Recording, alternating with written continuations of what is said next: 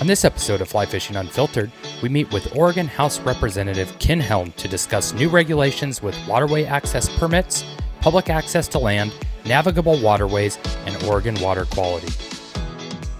Hey everyone, David, Northwest Fly Fishing Outfitters, coming to you with another Fly Fishing Unfiltered. And today I am joined by our Representative Helm, who is the chair of the House Committee on Agriculture, Land Use, Natural Resources, and Water. And Representative Helm, could you take just a moment, share with us how long you've been a state representative and what exactly that title is? Yeah, thanks. It's nice to be with all of you. So I'm Ken Helm. I've been representing a district in Beaverton since 2015. It's currently District 27. It encompasses most of downtown Beaverton and surrounding areas. And I've been doing this work in the same way since about 2015. And how long have you been chair of this committee? I've been chair of this committee, I think, since 2019. 2019. Before that, I've chaired the Energy and Environment Committee, which does some crossover work. Sure. And we've had some different iterations of natural resource committees at the Capitol, and we consolidated those under my leadership about 3 long sessions ago. Is that why your committee title is so long? Yes. Yes, we used to have 3 committees, now we have 1. Okay. And it's really a tribute to the members of the committee that we can do so much good work in one place. Yeah, that's great. Well, I really appreciate the sacrifice that you make. As you know, I'm a locally elected official, and it takes a toll on our lives. And one of the things that before starting this video, Representative Helm and I were talking, and he too is a fly angler. He loves spending time, especially on the lower Deschutes, swinging for steelhead. So we love that our representatives, especially one who serves on this committee, is passionate about fly fishing. I didn't even know that before he came in here, so that's fantastic. Okay. Well, thank you again for joining us. And really today what we want to feature is some of the legislative changes that have taken place, specifically last year in one of last year's sessions. And so I want to first say congratulations on passing House Bill 2982. And what is 2982 for those that may not know what it is? Well, we have 2982 in its most basic form is increasing the pool of people that can contribute funds to our invasive species work in Oregon.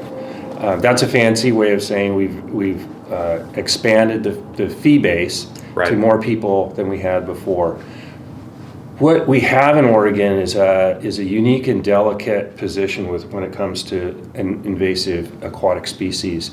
There are 4 states in the Northwest that essentially are not burdened by some of the most dangerous aquatic invasive species like zebra mussels and quagga mussels. Yep. They have inundated the Midwest, the Great Lakes, and Lake Powell, and some of the other large reservoirs in California. When those mussels reach those water bodies, they are devastating to local infrastructure and to people's boats and engines. Yeah. Right now, Montana, Idaho have provided a shield for us, but that shield is cracking. Okay. And 2 years ago, Idaho found quagga mussels in the lower Snake River. And it was a push the panic button moment for that state. Yeah. They poured $6 million immediately into an eradication program in an attempt to make sure that those quagga mussels were not going to spread to the rest of the system.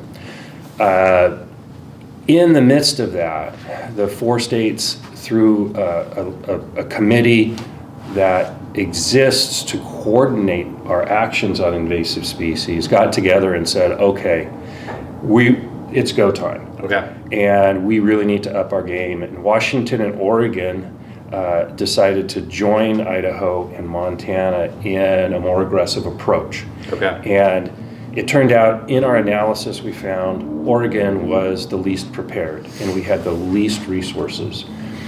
So it was time that we pitched in, added some funds, and the funds go directly to boat stations, which many of your members that fish in the multi-state region know of. Oregon does not have as many stations, and we don't have them open. And we're talking the check stations, so when I'm coming from out of state, I'm coming into state and needing to have my vehicle inspection completed. Yeah, you can have it inspected, and as some of your folks may know, if there's any indication of danger, you can have it washed down by the folks there and get it safe before you move forward. So we didn't have enough funding, and the legislation is not meant to target any particular group of anglers or group of boaters, but we needed a bigger team, and that was the way to get it. And so, yes, paddleboards came into the mix, and some smaller craft that haven't been subject before.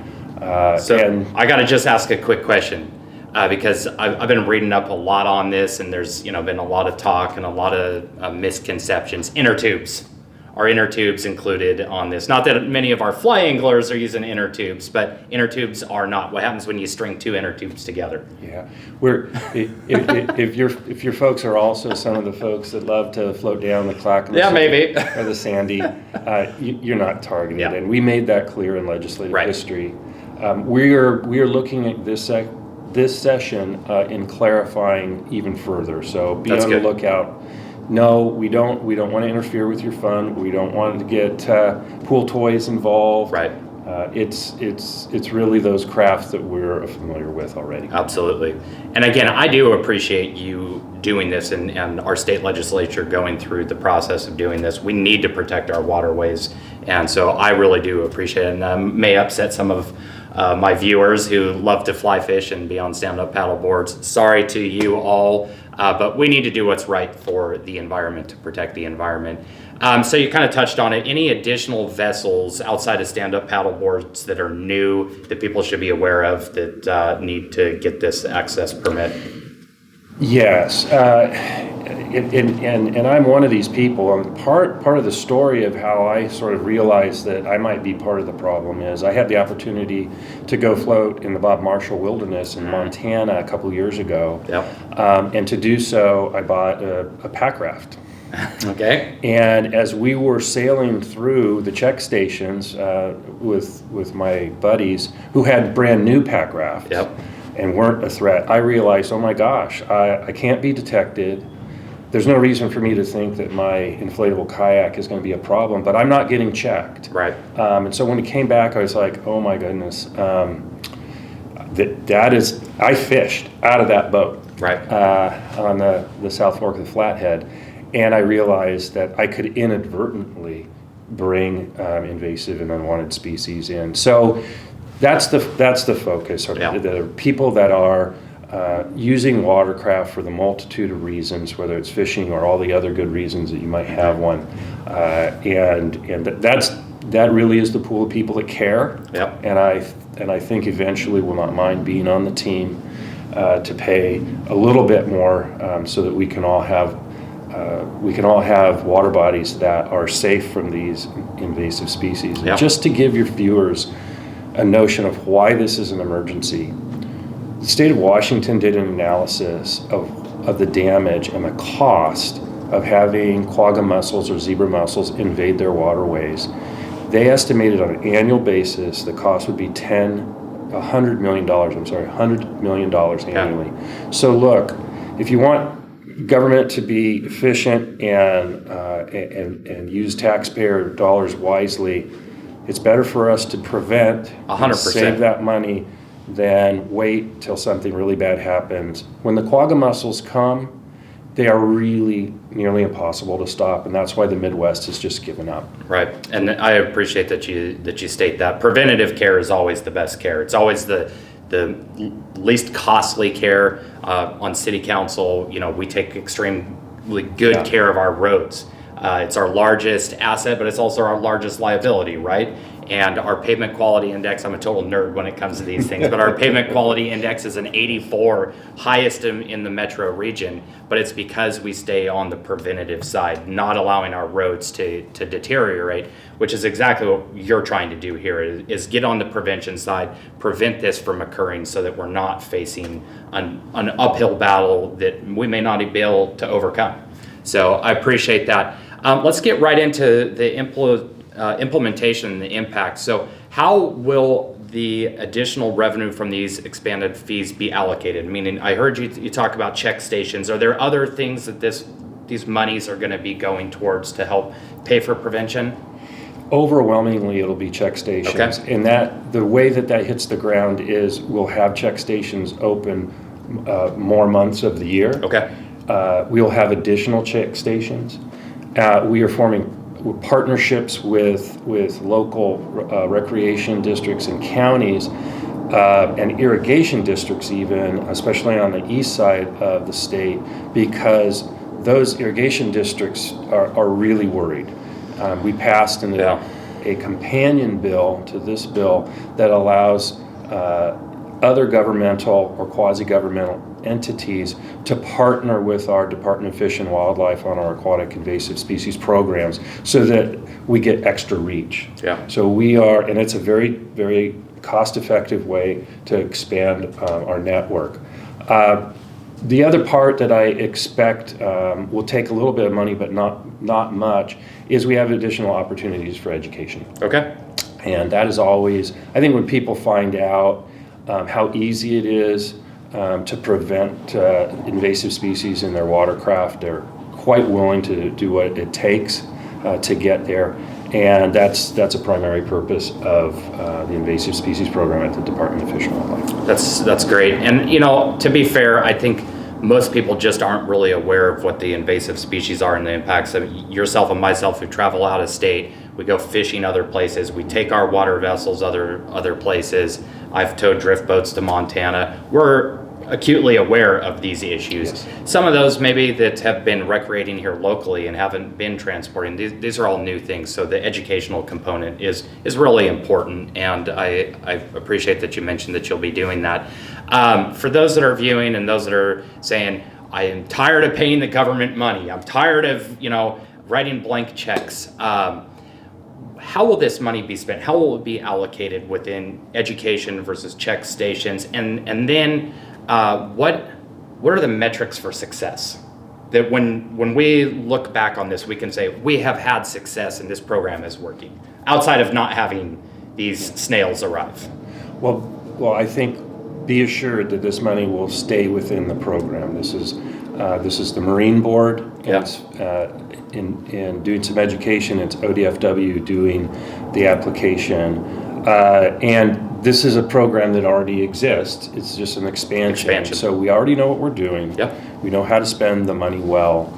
And in terms of how we measure success, the Department of Fish and Wildlife already has some metrics on this, and they chart both the number of folks that stop and the number at the stations, at the check stations and the cleaning stations, and where those vessels are coming from, whether they do interdict an invasive species, and look, the threats are real.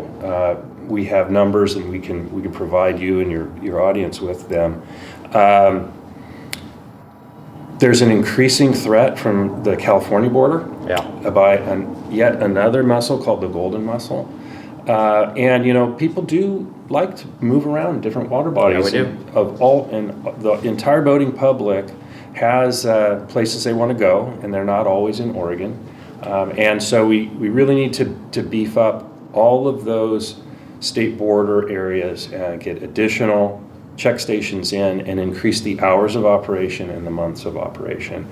Other than that, you'll see that money again spent on education and helping people understand how we can just prevent the problem. Okay, that's great. I really appreciate that.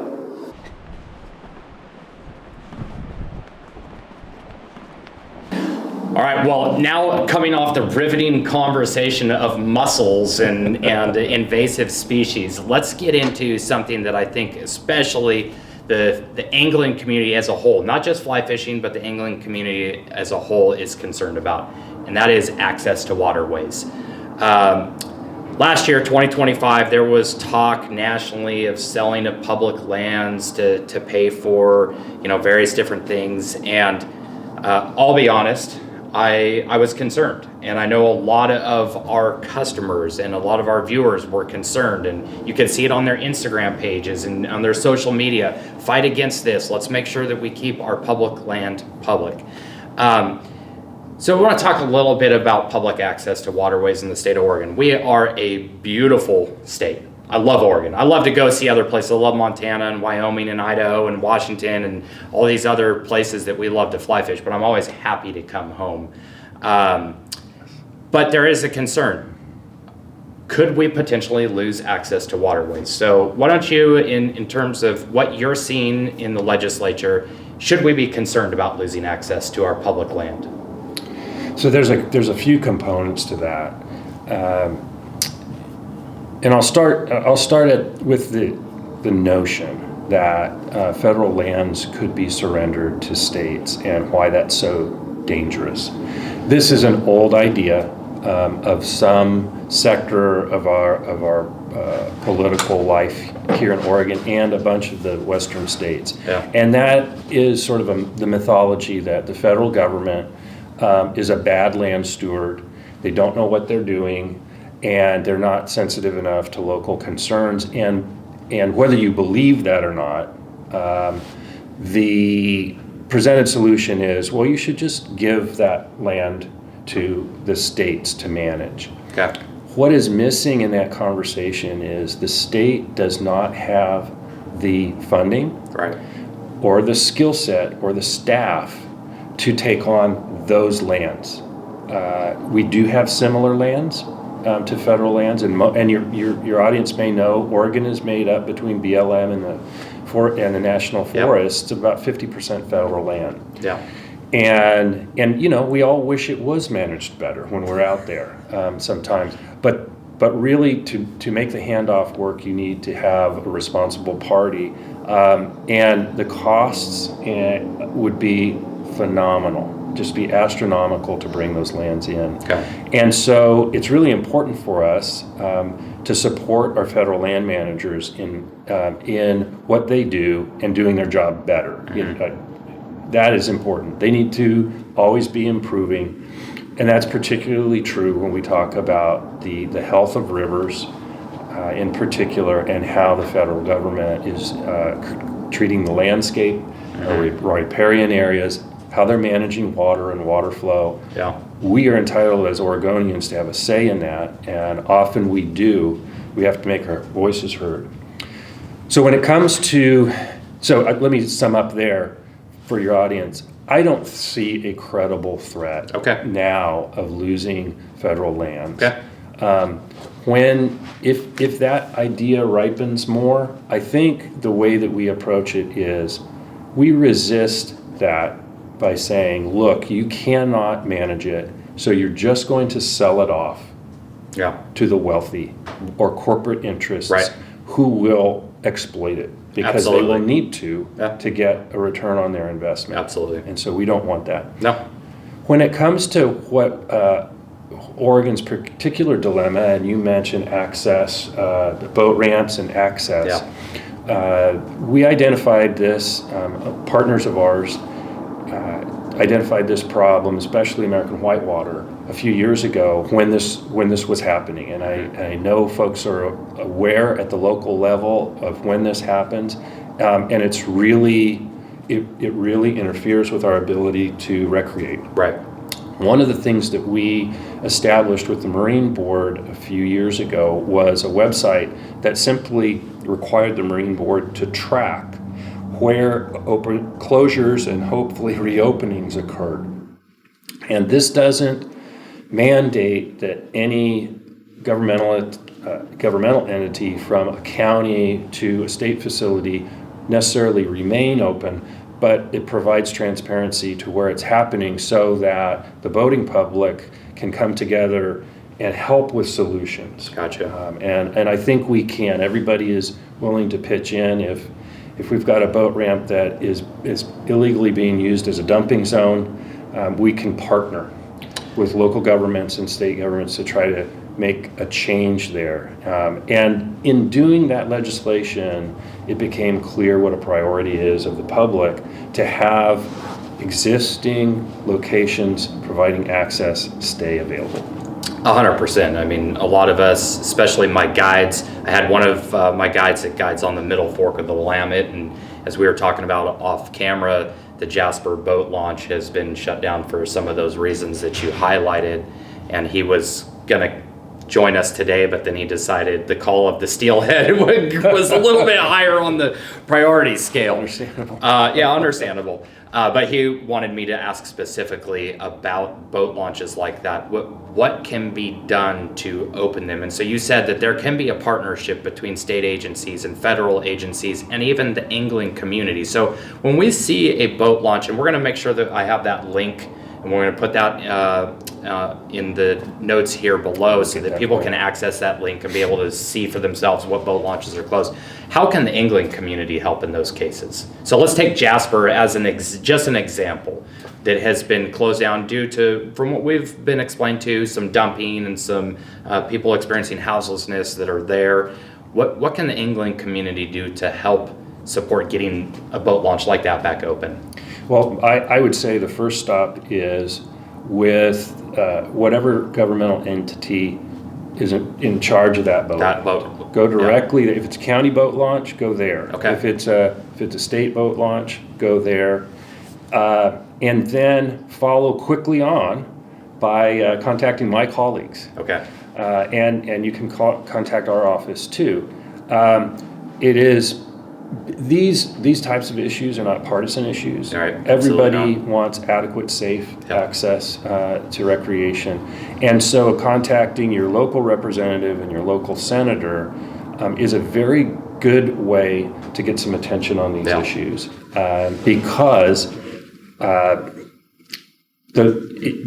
all of these are inherently local. Yeah. You know, your boat launch is inherently local, and that is something a state representative is supposed to do. Yeah. Absolutely. And then that builds a natural constituency within the legislature, and we can work together to try to find solutions. Yeah.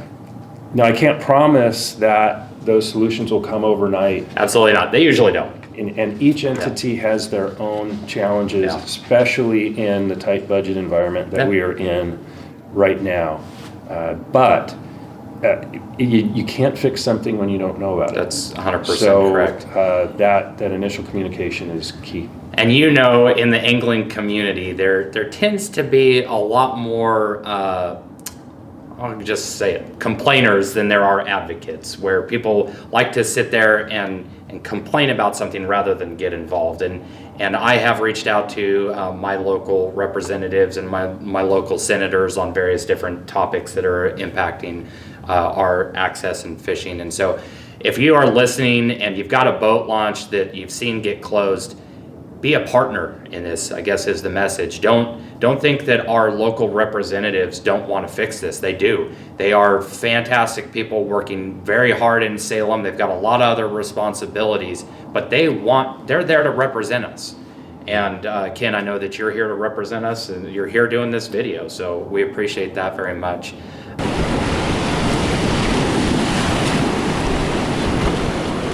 All right, I want to transition now to something that's maybe a little bit more convoluted, and maybe you can help provide some clarity to this. And that is the state of Oregon. We're talking about access and boat launches and all these different things. Let's touch on navigable waterways. A lot of our viewers, even a lot of our fly anglers who have been doing this their whole life, are confused about navigable waterways.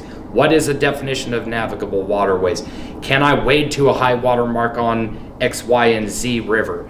Can you help us understand, help our viewers understand, what defines a navigable waterway? Is there a list somewhere that we can refer people to?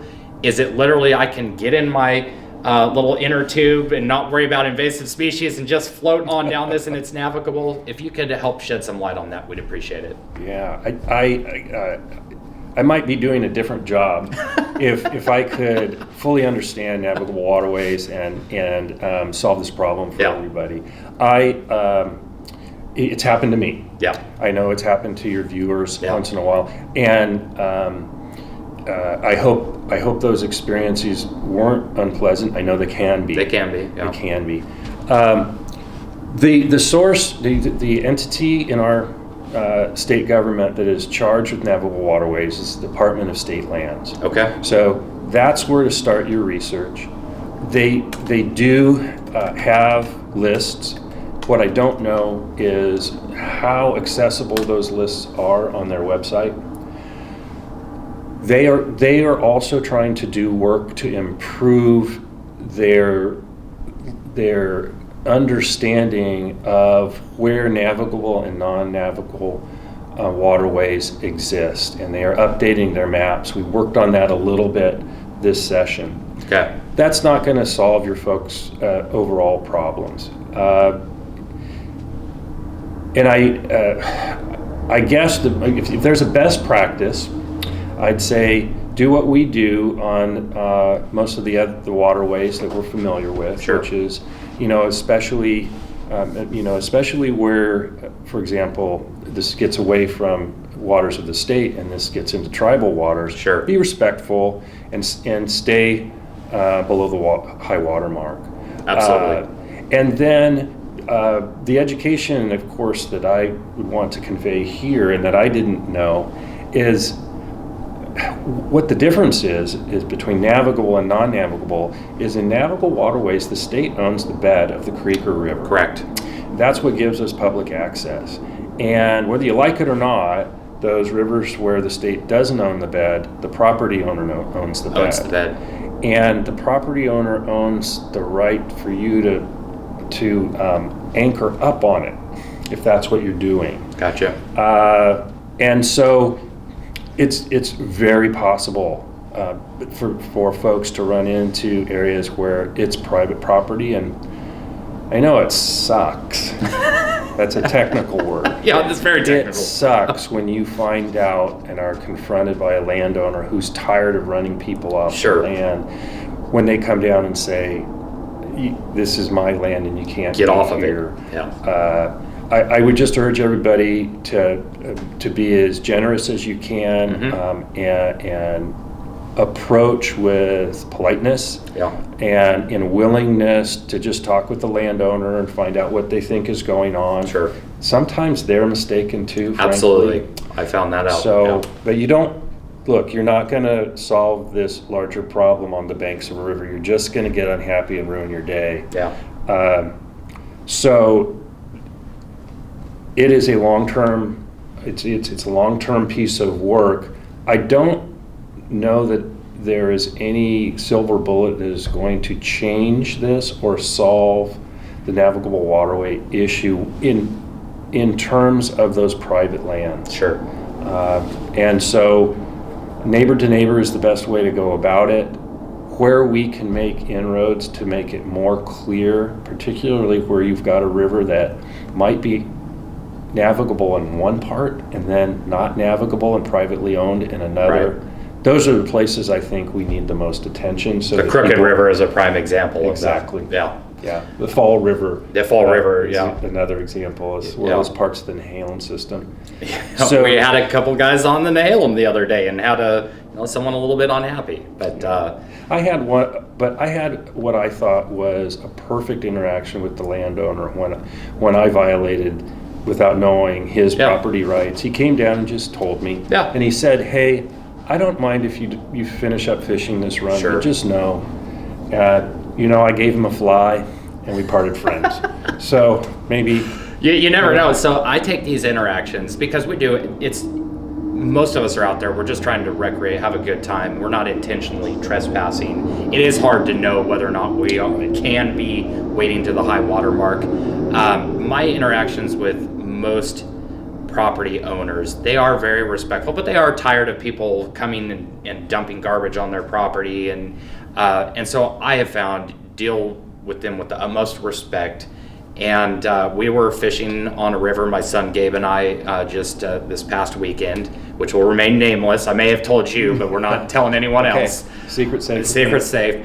But we were floating and we anchored up, and this is a navigable waterway, and the homeowner came down, and you kind of have that moment where like the hair stands up on the back of your neck, like, am I going to have one of those confrontations? And it wasn't a confrontation. In fact, it ended up being a phenomenal conversation that we had with this landowner, and she actually welcomed us to use her property as an access point to the river for us to float the river. And so my encouragement is, you have those moments, offer them a fly, offer them a beverage, get to know them, and maybe they will get to a place where they trust you to say, hey, you know what, if you're ever in the area, come knock on my door and I'd be happy to give you access. I think they'd rather know who's on their property oftentimes than seeing some stranger just come meandering through the property. So absolutely treat them with the highest level of respect.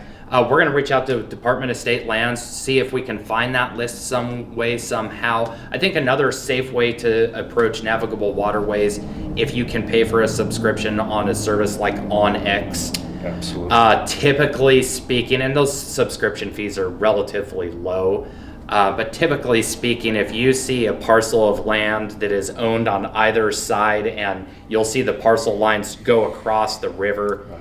That's typically a pretty solid identifier that property owner owns the river bottom as well.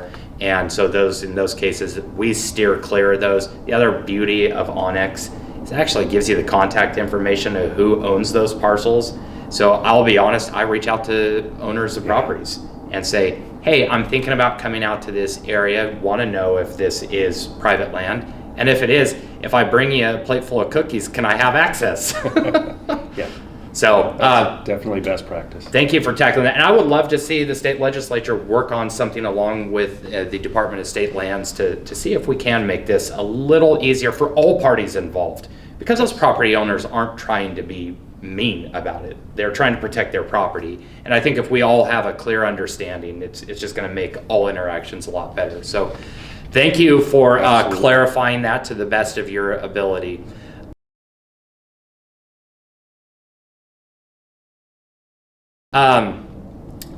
Next, I want to cover just the overall water quality in the state of Oregon. And there is one river that you mentioned is really important to you, and I think it's kind of a catalyst for a discussion of water quality throughout the entire state and how we address this and the best ways to address this. So off camera, you and I were talking about the Deschutes River. I was pretty much born and raised on the Deschutes River. Lower Deschutes River, that's where my dad and I spend all of our time hunting, fishing. In the movie, a river runs through it. Norman McLean at the end of his book, in case you didn't know, A River Runs Through It is a book. It was a book before it was a movie, but he talks about underneath the rocks are the words, and the words are theirs. And for me, that's the Deschutes. My dad's words, he passed away in 2004, and I go into that canyon just to relive the time with my dad. And there's been a lot of changes to that river, unfortunately. We're starting to see river temps rise. We're starting to see plants that never existed in the river starting to show up, and they're choking out some of the fish. We have organizations like the Deschutes River Alliance that are forming. And I don't want to necessarily get into what's wrong with the Deschutes. I want to get into an understanding and help people understand what is the state of Oregon doing in cases like this or cases throughout the state of Oregon to address water quality. Can they get involved at those levels? I know that there's a private partnership with the dam, with the Warm Springs Reservation and Portland General Electric, and there's some nuances to that. But overall, what can the state do, and what is the state doing to protect the quality of our water? Yeah. It's a great question, and I know that there are thousands and thousands of Oregonians that care specifically about what is happening to the lower Deschutes. Mm-hmm. Just parenthetically, the upper Deschutes gets a lot of attention. and has for years. And that part of the basin, because of that work and because of the Deschutes River Conservancy, water quality up in that section, water quantity in that section, and cooperation in that part of the basin is very healthy. I don't know that they all agree all the time, but that sort of human effort is paying off in that. But years ago, and I was a charter giver, not a charter founder, but a charter giver of the Deschutes River Alliance back in the beginning. And one of the reasons that the nonprofit began was because a bunch of folks that really cared a lot about the Deschutes realized that there was no champion for just that part of the river below Pelton. And I think that's changing a little bit. Yep. But the fate of the river in terms of water quality, and I don't want to get too complicated because it gets complicated fast, has really deep historical origins, and it goes back way further than folks probably know, to the early part of the 20th century, when those dam sites were identified as critical for energy production. Right. And that from that point on, the rails were greased in a way to make sure that opportunity, which I think many of us would disagree that it should be called an opportunity, but remember in the early parts of the 20th century, a lot of the West wasn't even electrified. Right. And we also, had an obligation to help our Warm Springs tribe. Absolutely. And the tribal nations that are a part of that affiliation. And I think at the time, folks were doing the best job that they could to put in dams that complied with all the rules, including the longest in the world fish ladder, which we now know doesn't work. And one thing we all got used to, and I did as a kid too, growing up in Bend, was that absolutely Spring Creek quality water coming out from the bottom release. Yeah. Bottom releases of that water, and we got used to that wonderful, vibrant aquatic life, the plants and the aquatic invertebrates and insects, and the fantastic trout and steelhead fishing and salmon fishing that resulted. Getting back to the question of what is Oregon's role? Oregon state government's role is, in my mind, critical, but it's not the most important. Okay. Our job at the state, through the Department of Environmental Quality, is to provide the permits for those operations at the time that they are required. And the point of those permits is to ensure that water quality coming out of the dams will meet the Federal Clean Water Act. Okay. So the entities at the federal level, PGE, and very importantly the tribes, all have that responsibility, and the state is required to take in all the scientific information, other information, and write those permits to make that goal of meeting the Clean Water Act happen. Now, I know that there's a lot of disagreement. Sure. And I don't want to interrupt you, but to cap this off, there is a multi-entity, both state, tribal, local governments, and local groups that care about the Deschutes, that was established back when the mixing tower was agreed upon. And that is the group that regulates the water quality. And frankly, I think all of those parties would say they've struggled a little and failed a little. Yeah. In terms of water quality. Now, other aspects they would say, because they have, not one monolithic value for what should be, how the river should be regulated, but they have a multitude of different values they're regulating toward. Some of those have been met better than others. Right. And so it's a work in progress. One of the things that I'd encourage your viewers to think about is it is too easy to vilify one or two entities. I completely agree. And when we do that, cooperation stops and litigation starts. Right. And litigation is slow and expensive, and there are winners and losers. When we talk about issues and we come together as a group and try to fix them, there's a lot of power and energy in that. I am encouraged right at this point in time that we're moving toward that. Yeah, okay. Without leaving the valid criticisms about water quality behind, we are moving in a way that should result in more coordination and cooperation than not. Well, I appreciate that. And again, I think too often people pick a side and they're not willing to listen, and they put the blinders on. And so again, in all things, a collaboration amongst all parties. Just a generalized question. You talked about the Clean Water Act and how your job is to issue the permits and ensure that they're meeting the federal requirements for the Clean Water Act. Can a state go to these entities and say, we want you to do better than the Clean Water Act? Is that viable, or is that against federal law at that point? I mean, are you somewhat hamstrung by the federal government in terms of what you could go to a PGE or Warm Springs or any of those entities and say, yeah, we understand the Clean Water Act and some of these things, but we want you to do better? Yeah, the straight up legal answer, and I'm a recovering attorney. I heard that rumor. For full disclosure, the federal acts that protect our environment, Endangered Species Act, Clean Air Act, Clean Water Act, are designed to be a floor, not a ceiling. Okay. So yeah, the answer is yes. We're in this instance, though, particularly when you're talking about water quality, temperature is a key component. Yeah. It's a pollutant. Yeah. And so it depends on which species and what types of aquatic habitat you're managing for. And it turns out that different of our favorite species, so fall Chinook, like a little bit warmer water. Gotcha. And that's one of the values that the tribe has that I have come to understand and respect because of their values and their history.